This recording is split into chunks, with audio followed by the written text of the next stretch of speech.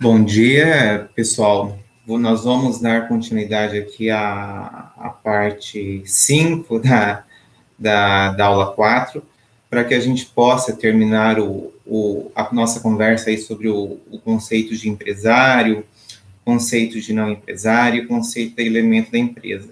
Em razão desse período de quarentena, de coronavírus, nada mais justo que a gente comece a trabalhar de forma remota, como se estivéssemos aí num EAD, mas na verdade é um trabalho em conjunto para que a gente possa seguir com a matéria e que não haja prejuízo para o aluno, tanto no conhecimento quanto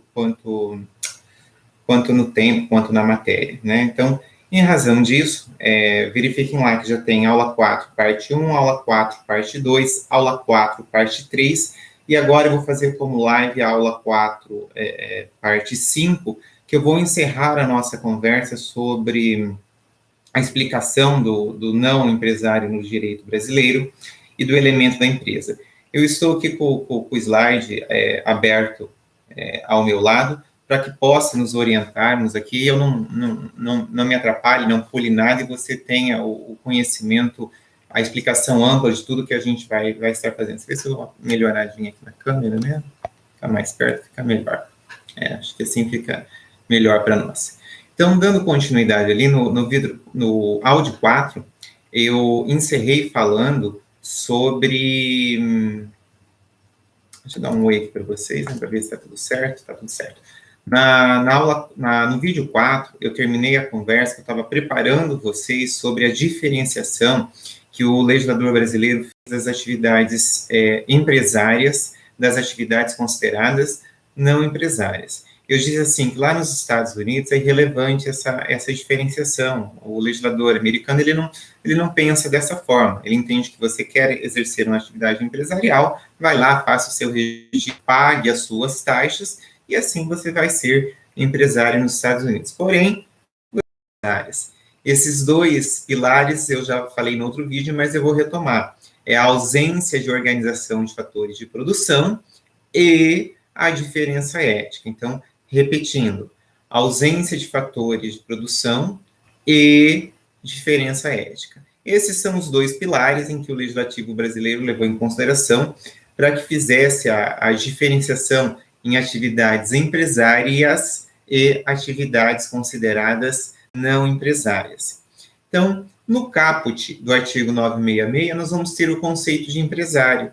Empresário é aquele que exerce profissionalmente atividade economicamente organizada para fins de produção ou circulação de bens ou serviços. Esse é o conceito legal de empresário no direito brasileiro. Então, se só eu estiver te perguntando lá na nossa avaliação, você tira de letra sem discussão. A conversa hoje é sobre aquelas atividades consideradas não empresárias, né? Mas, Juliano, o que é uma atividade não empresária? Uma atividade não empresária é uma atividade que ela não necessita de organização de fatores de produção. É uma atividade em que a ética é diferente da ética empresarial. E isso o legislador brasileiro dispôs no parágrafo único do artigo 96, conforme está no nosso slide número 22, para você que está acompanhando. Eu venho ali no próximo slide, no 23, e retomo a conversa que está até no vídeo 4, e digo assim, olha, essa discussão em divisão de atividade empresária ou não empresária, organização de fatores de produção e diferença ética, é uma discussão centenária, já faz muito tempo que isso aí foi discutido, né? A discussão, ela girava em torno da possibilidade da unificação do direito privado, ou seja, direito comercial mais direito civil. Isso hoje não se discute mais, especialmente aqui no Brasil. A título legislativo, nós estamos com os dois códigos, parte do direito político que não. Então, aqui no Brasil, nós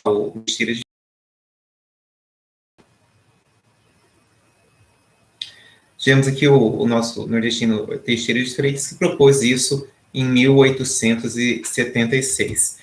Em razão dessa proposta, não foi aceita na época, porque nós não tínhamos os meios de comunicação como a gente tem hoje, e infelizmente a proposta dele morreu por terra. Mas tivemos lá o Vivante, que fez isso na Universidade de Bolonha, na aula magna. Toda a comunidade jurídica parou no momento.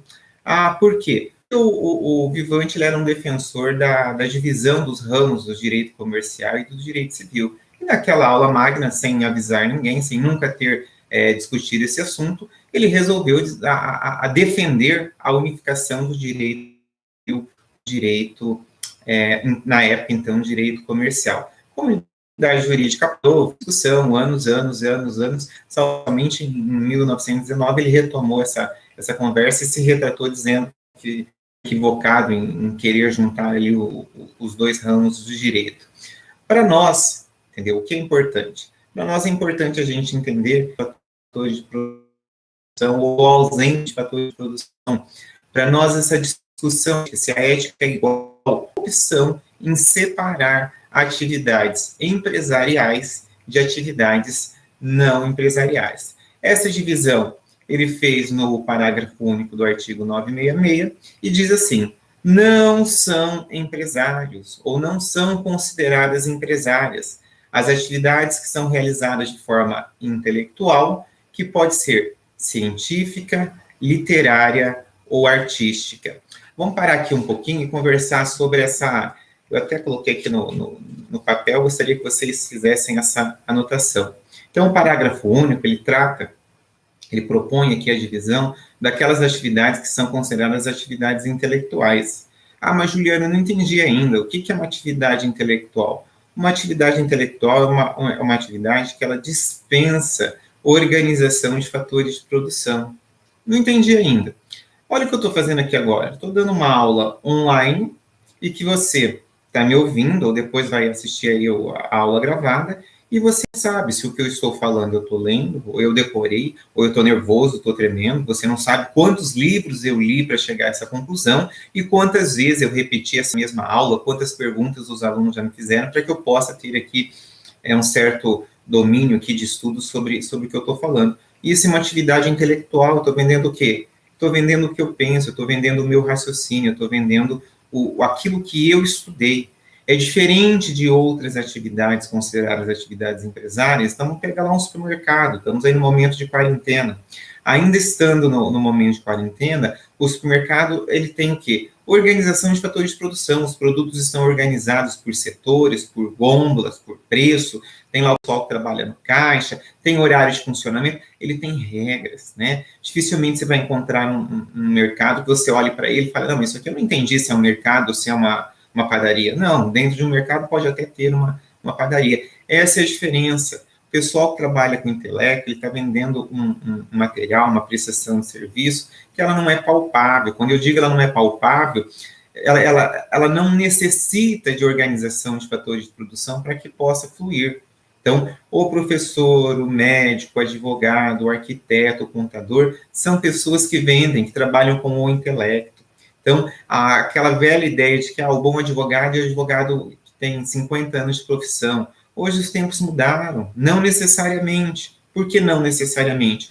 Hoje nós temos a internet, os julgamentos virtuais, uma série de outras coisas que tanto o advogado com 50 anos de profissão quanto o advogado aí, não vou dizer o recém-formado que está precisando estudar um pouquinho, né, mas o recém-formado aí com 1 ano, 2 anos de profissão, ele e o estão no mesmo barco. Qual barco é esse? Tem que estudar. São atividades eminentemente intelectuais. Então, eu não consigo rotular o mais novo ou o mais velho dizendo esse é melhor ou aquele pior. Vai depender do quê? Do intelecto de cada um.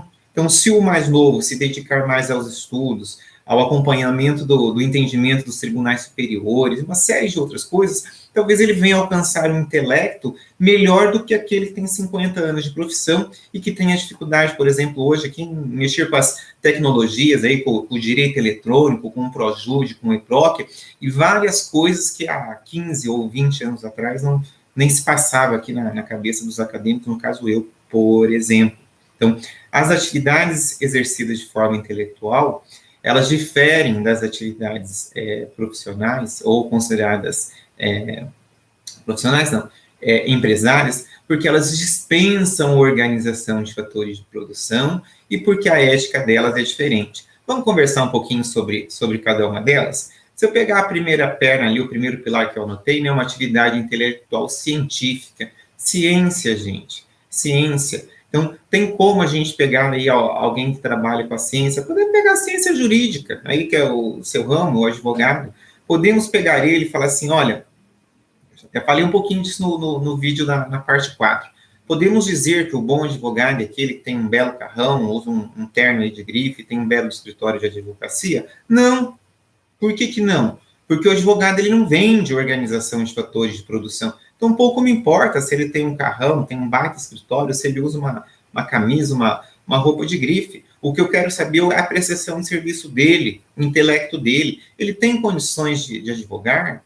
Ele é um estudioso da área? Deixa eu ver o que ele tem escrito aqui. Como é que é o comportamento dele aí diante da comunidade jurídica, né? É estudioso, participa de congressos, está engajado?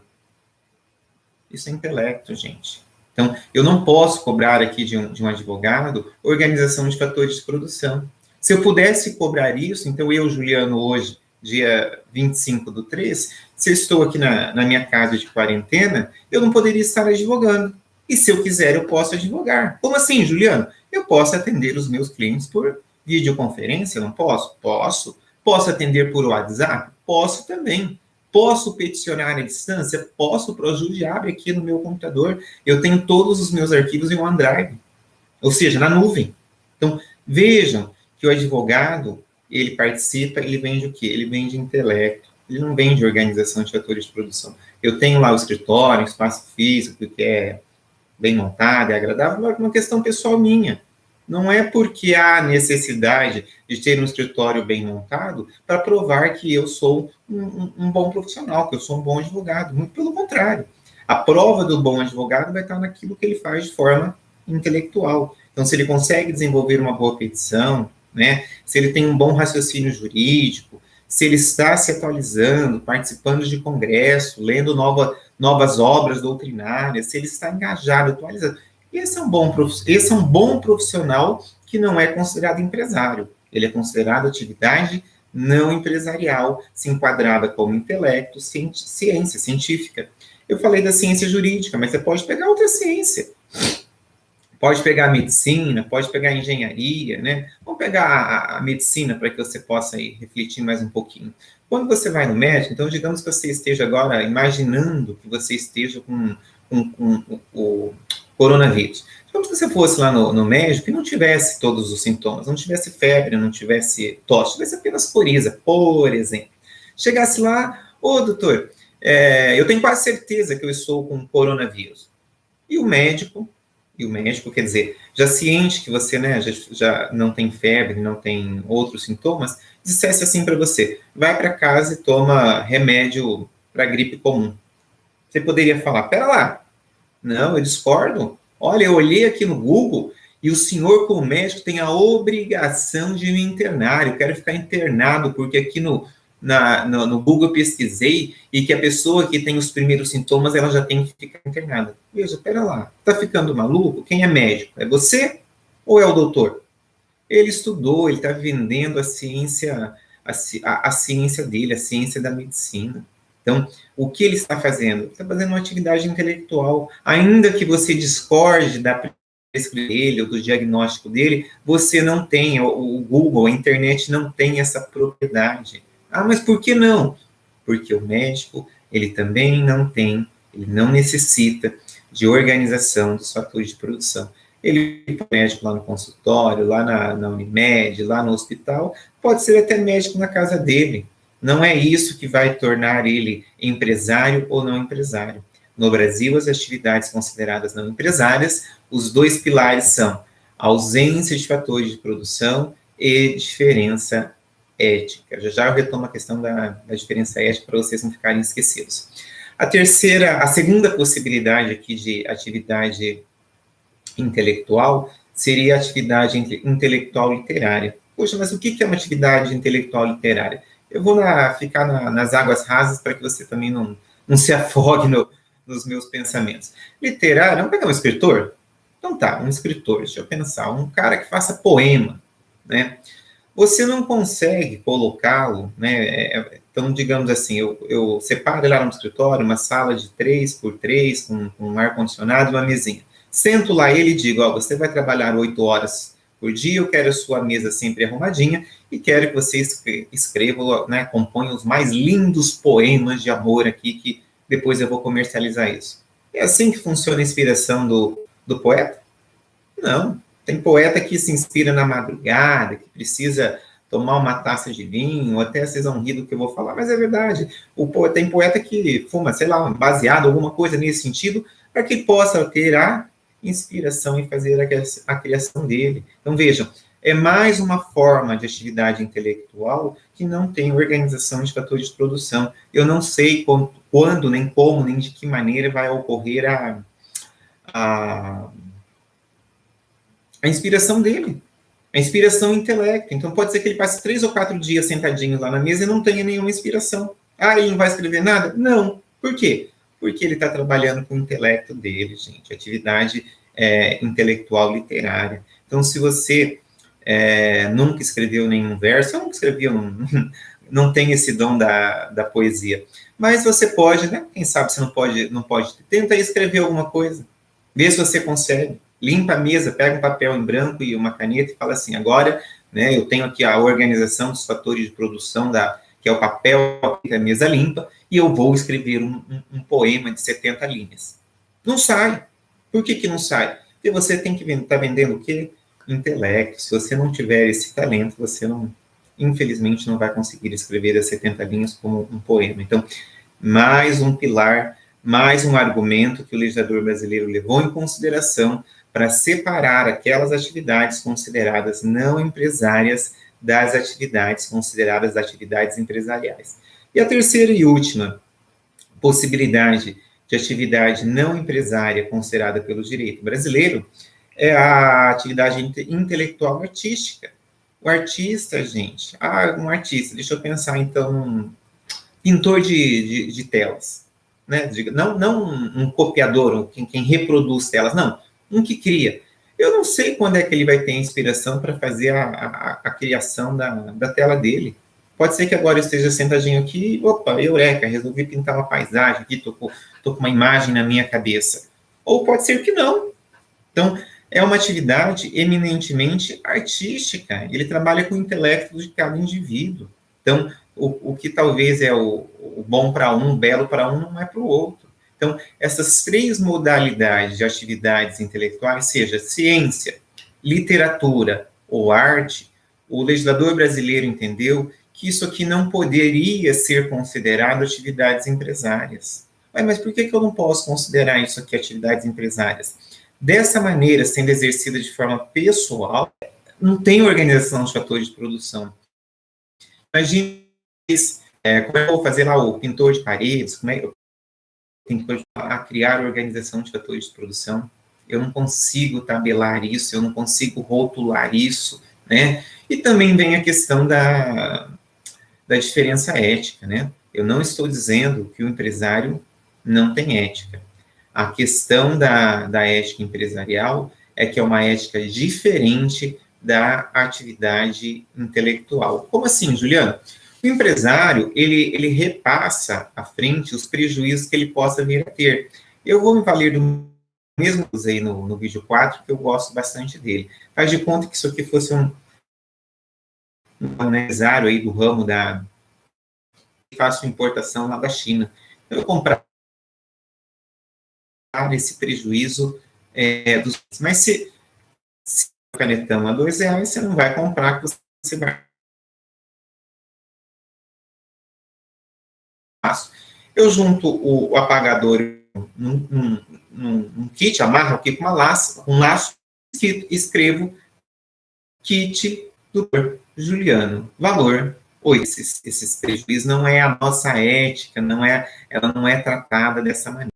A ética do intelecto ela é absolutamente diferente. Só o fato aqui, ó, pegando como gancho, como exemplo, só o fato de eu estar gravando as aulas aqui, encaminhando para vocês no Moodle, para que vocês possam assistir 1, 2, 3, 4, 5, 10 vezes a minha explicação, isso aqui é ética profissional. Por quê? Eu poderia simplesmente gravar um áudio ou mandar ali um podcast de alguns minutinhos, ou, sei lá, fazer qualquer outra coisa que não fosse essa dispensa, nesse dispêndio de tempo entre eu e vocês aqui, para que você possa ter o conhecimento da forma adequada. E depois eu tenho certeza que quando as aulas voltarem, eu vou fazer uma revisão de tudo isso, e você vai ter entendido com certeza. Isso é ética profissional, é absolutamente diferente da ética empresarial. A ética empresarial está voltada a repassar prejuízos adiante.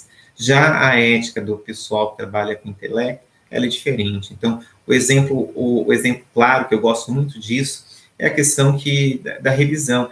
Por que você faz revisão para a prova? Porque eu acho que quanto mais contato com a matéria o aluno tiver, melhor é para ele. Nós não estamos aqui numa posição de oposição, o professor é contra os alunos são contra o professor, muito pelo contrário.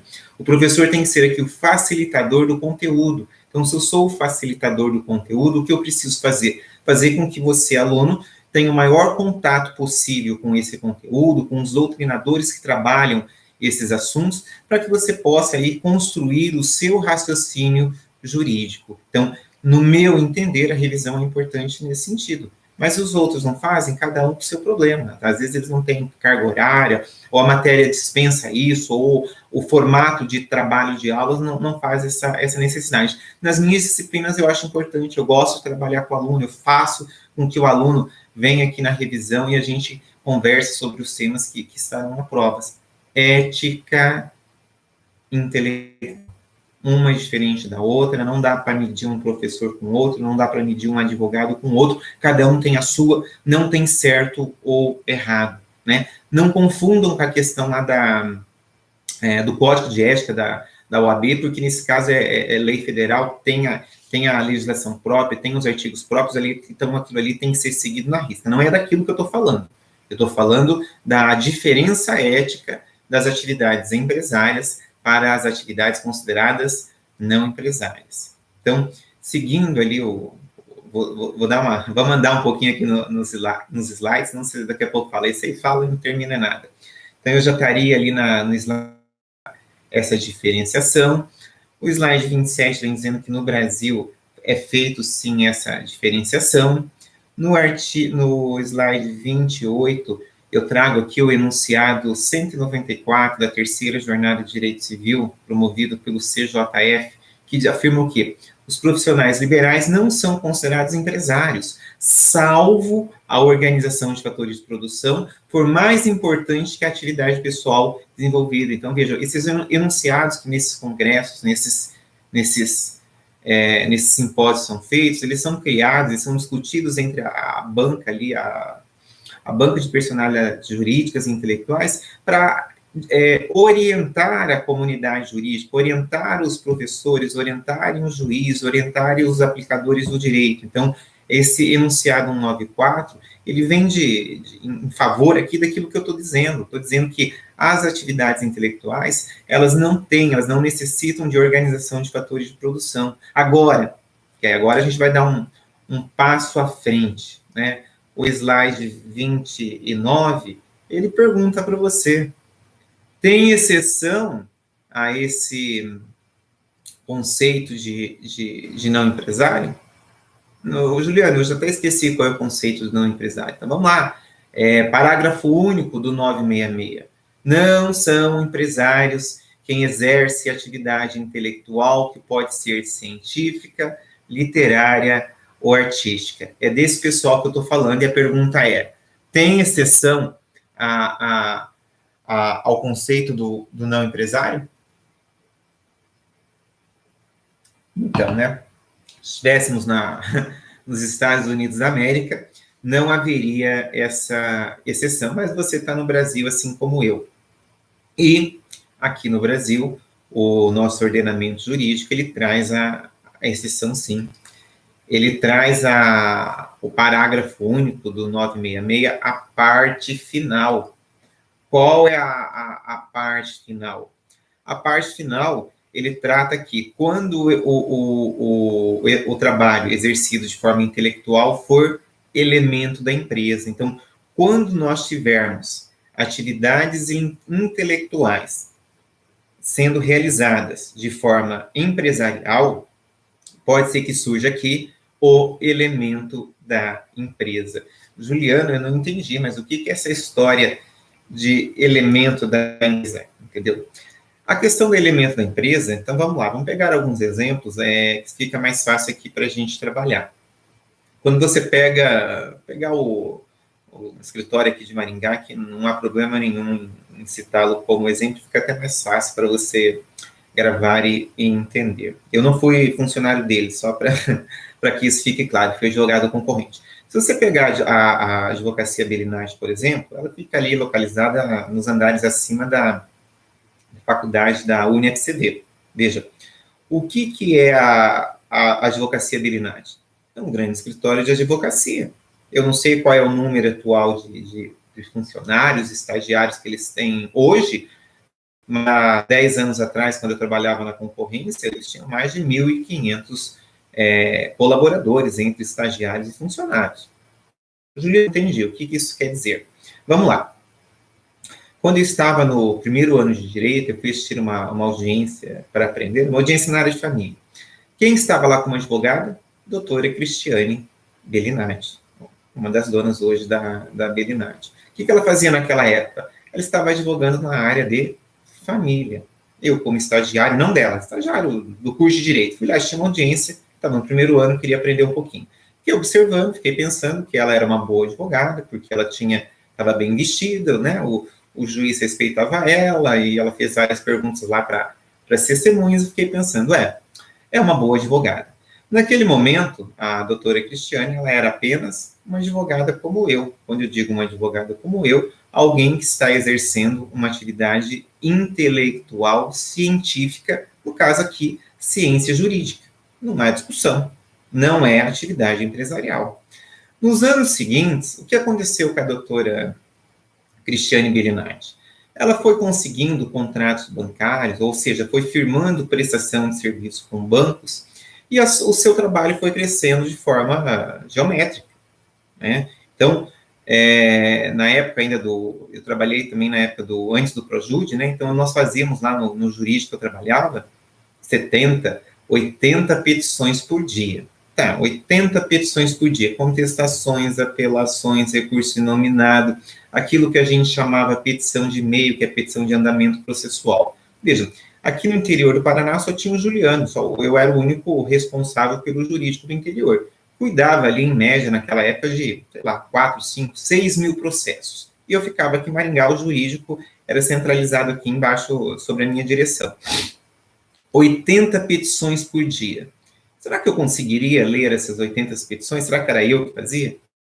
E seguiam ali as minhas diretrizes, as minhas orientações, e que essas contestações, essas apelações, todas essas petições, elas vinham para a minha mesa apenas para eu colocar a minha assinatura. Na maioria das vezes, na pressa, eu mal conseguia ler. Você vai dizer, mas então, pera lá, então isso aí tem um problema? Não, não tem problema algum. Eu tinha uma equipe de confiança, em razão da confiança que eu atribuí a essa minha equipe, o trabalho era feito, o trabalho era muito bem feito, e eu tinha a tranquilidade de colocar a minha assinatura. Então, essas petições iam ali para o protocolo integrado e eram distribuídas para o Paraná todo. O que acontece lá com a Belinati? Então, quando a doutora Cristiane e o Flaviano, irmão dela, se juntaram, e que foi crescendo essa demanda de trabalho, eles tiveram que começar a aumentar o número de colaboradores. Juliano, mas então se eu tiver um colaborador ou uma grande equipe de estagiário, eu já sou elemento da empresa? Não, calma lá que eu estou desenvolvendo o raciocínio. Então, quando você vai aumentando esse fluxo, esse volume de trabalho, e vai sendo obrigado a contratar mais colaboradores, mais estagiários, para que esse trabalho venha sendo feito, para que esse trabalho venha sendo desenvolvido, mas esse trabalho, ele é feito, ele é desenvolvido em seu nome. Então, quando isso começa a acontecer, nós temos um indício de elemento da empresa, mas ainda não é o elemento da empresa. Então, vamos seguir o raciocínio. Então, a Cristiane e o Flaviano, né, fizeram lá as sociedades, foram pegando mais bancos e mais clientes, e foram tendo mais ações, até que chegou no momento em que, de forma pessoal, o que é de forma pessoal? Tanto a equipe da doutora Cristiane quanto o doutor Flaviano, eles não conseguiam, quando eu digo eles, os dois advogados, não conseguiam mais corrigir essas petições. Ou seja, o volume era tão grande em que eles precisavam de uma equipe preparada, de uma equipe boa, de uma equipe séria, que conseguisse fazer o trabalho como sendo eles, veja, não é falsificação, nem falsidade ideológica, nada disso, mas sim uma equipe de trabalho que faz a prestação de serviço ali da mesma maneira com que o titular, com que ali no caso, o advogado, os advogados estariam fazendo. Só que quem vai à assinatura da petição é da Cristiane ou do Flaviano. Juliano, isso é o elemento da empresa? O elemento da empresa vai acontecer um pouquinho mais adiante. Quando é que vai acontecer o elemento da empresa? Vou fazer uma parábola aqui. Faz de conta que eu sou o Juliano, dono da Casas Pernambucanas, faz de conta, né?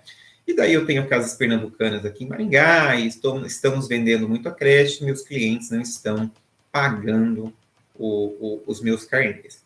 E aí eu fico pensando que eu preciso contratar um bom escritório de cobrança. E daí, quando eu penso num bom escritório de cobrança, eu procuro lá no Google ou recebo indicações de alguém que possa me ajudar.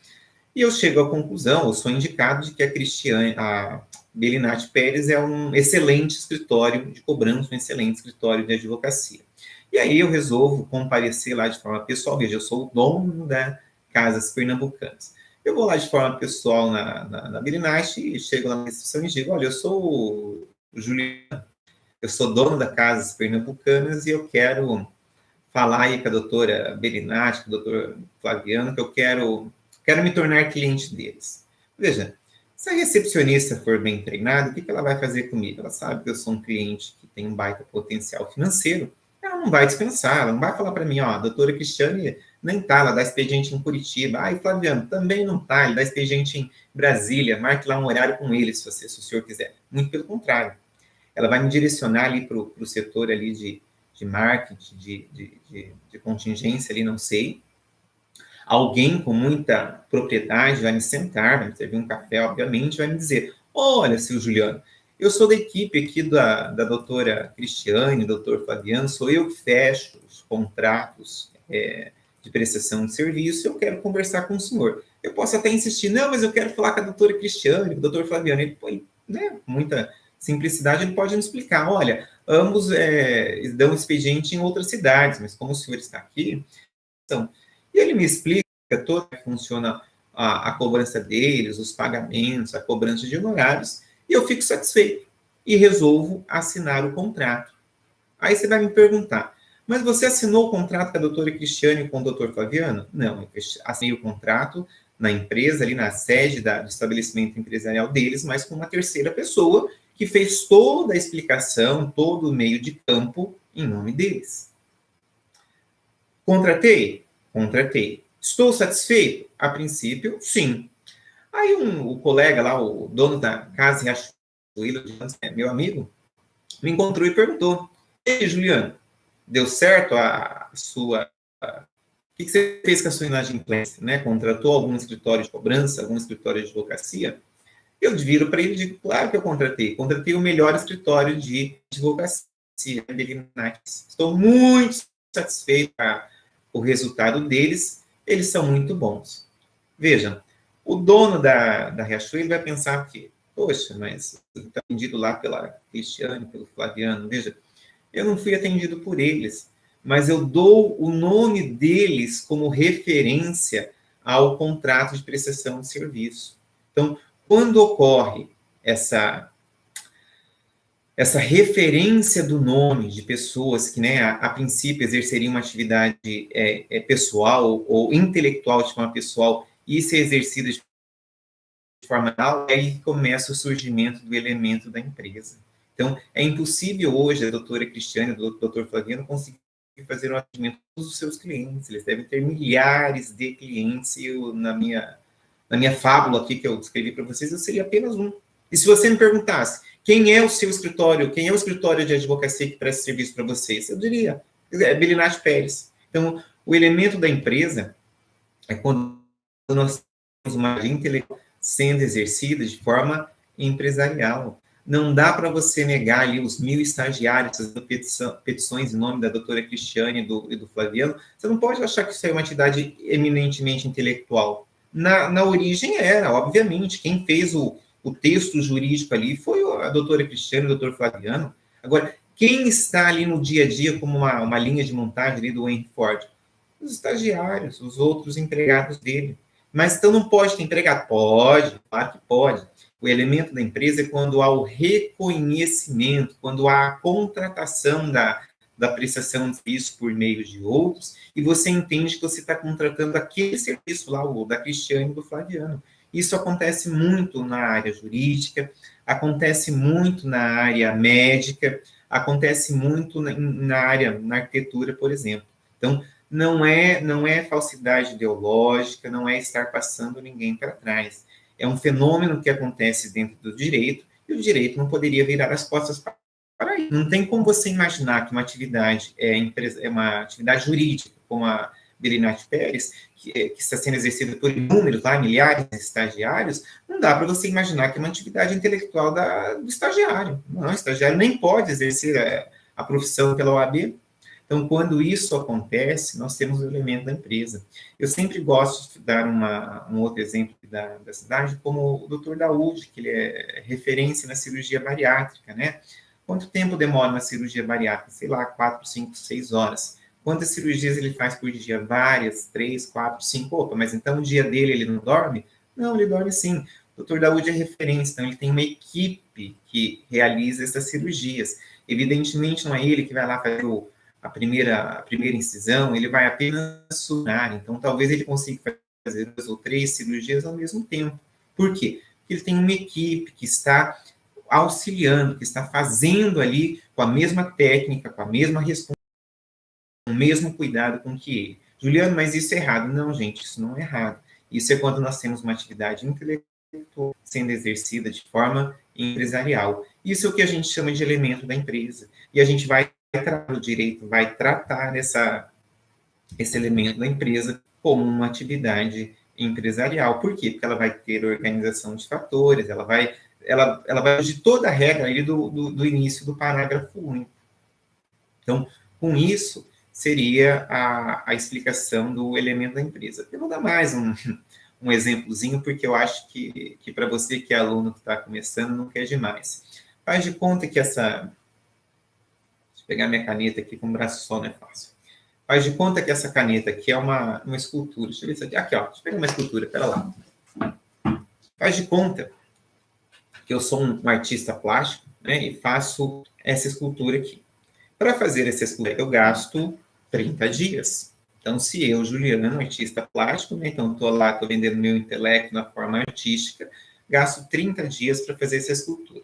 Aparece lá um gringo, um norte-americano, sei lá, e diz assim para mim: ô, seu Juliano, quanto custa essa escultura? Ah, custa, sei lá, R$1.000. Gostei, achei maravilhosa. Você que fez? Sim, foi eu que fiz. Quero contratar 30 esculturas dessa. Quero que o senhor faça 30. E eureka, como é que eu vou fazer 30 esculturas dessa, sendo que eu gasto 30 dias para fazer uma, né? Então não vai dar certo, vai ser 30 vezes 30, vai dar 900 dias. Não vai dar certo de forma alguma. Mas o que eu faço? Eu recruto uma equipe de 30 pessoas, das quais nós vamos fazer junto 31 esculturas. Não entendi, Juliano. Eu vou direcionar esse serviço e vou estar fazendo essas 31 esculturas junto com a minha equipe. Então, lá no primeiro dia, a gente vai amassar aqui a argila, e no segundo eu vou supervisionando. No final de 30 dias, eu vou ter 31 esculturas iguais. Juliano, isso é réplica, isso é falsificação. Não, gente, isso aqui não é réplica, isso aqui não é falsificação.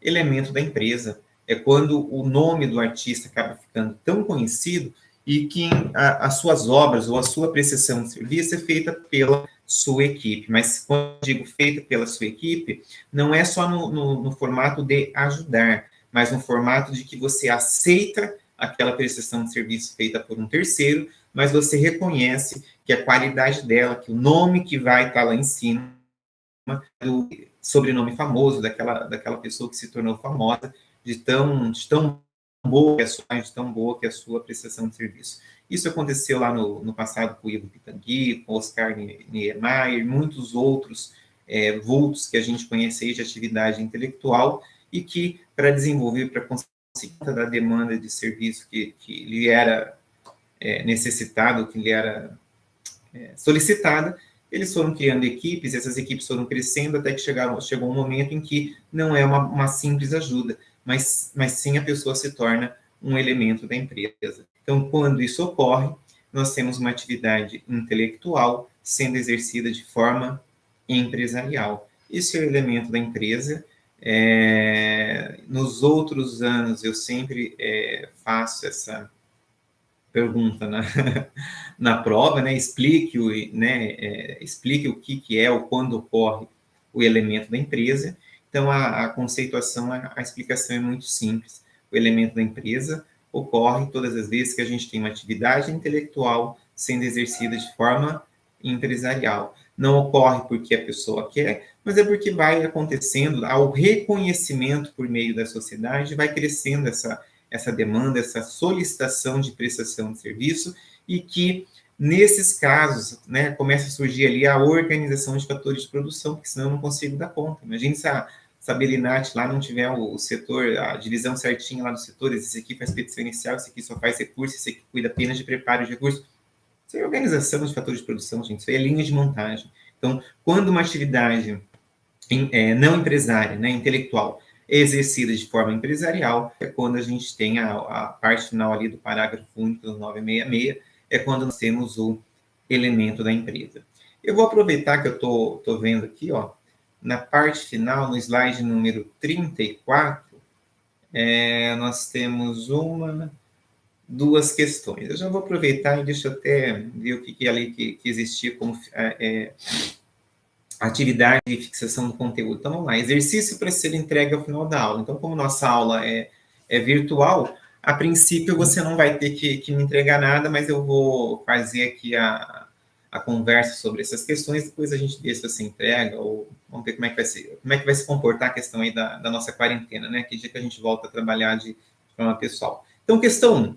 Explique o que seria a análise da teoria da empresa por Alberto Aschini, levando em consideração o vértice corporativo. Então, o vértice corporativo, o que a questão está querendo que você faça aí uma explicação? A teoria de Aschini, 4 vértices, né? Empresário, local, função e vértice corporativo, vértice da gestão. Ele está te perguntando o vértice da gestão. Bom, o vértice da gestão é aquela gestão do empresário, é a forma de gerir a empresa, é a forma de tomar as decisões para que essa empresa consiga chegar à sua atividade fim da melhor maneira possível, tentando melhorar, tentando aumentar na medida do possível o lucro e reduzir os custos. Então, vértice corporativo, aqui no Brasil a gente conversa, a gente traduz ele para gestão do empresário. Então, não tem como você confundir. Se você pensar lá eu gosto de pegar o exemplo da UniFCV, que o aluno na prova, se esquecer, é só olhar para o cabeçalho, está escrito lá, UniFCV.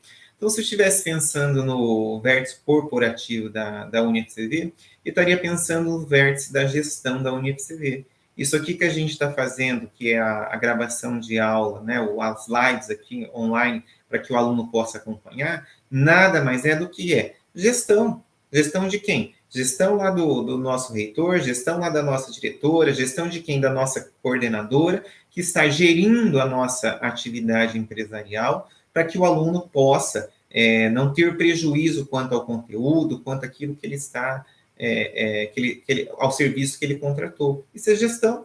A gente poderia simplesmente, não vamos gravar aula, não, vamos dar um tempo aí, depois a gente vê o que faz. Não, isso é gestão. Então, a gestão é a forma de gerir, a melhor maneira de gerir o negócio para que a gente chegue na atividade fim. Qual é a atividade fim da UniFCV? Prestação de serviço educacional. É o que a gente está fazendo.